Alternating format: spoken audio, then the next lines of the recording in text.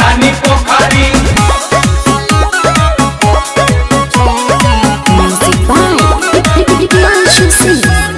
रोतानी बालाटी में रंग पानी घोर के कहाँ गिरंग? अरे रोतानी बालाटी में रंग पानी घोर के मन करे फेंकी पिचुकारी अपन तोड़ के चल गइल माल काल होलिये में छोड़ के। अरे चल गइल माल काल होलिये में छोड़ के। कहाँ गिरंग? अरे होलहरी जरावे खाती आवत रहे भोर के मिलहला के बाद जाते रहे हुआ जोर के चल गइल माल हो बंगाल काल छोड़ के। अरे चल गइल माल हो बंगाल काल छोड़ के। कहाँ गिरंग?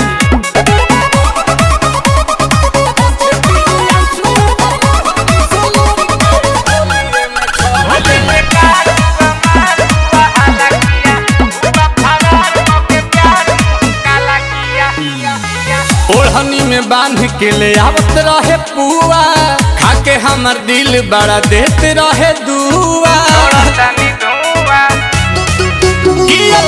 खइलो के बाद नहीं भूख लगे हमरा अभी एगो बतिया के दुख लगे।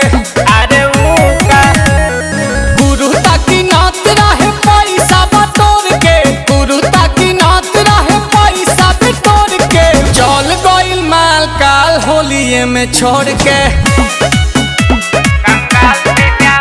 अरे चल गइल माल काल होलिये में छोड़ के।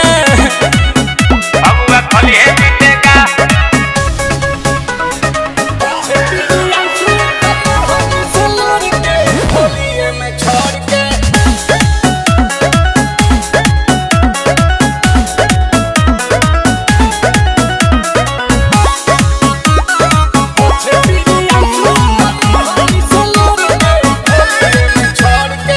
रंग नील कमल के होता जियान हो मर्द के संगे होली खेलतिया जान हो।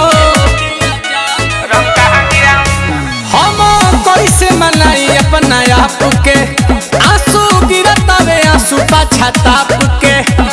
इलाज कराओ। पोछे पीरी आंसू कर ओढ़नी से लोर के पोछे पीरी आंसू कर ओढ़नी से लोर के चल गइल माल काल फगुए में छोड़ के। अरे चल गइल माल काल फगुए में छोड़ के। अब वह खलिए जीतेगा।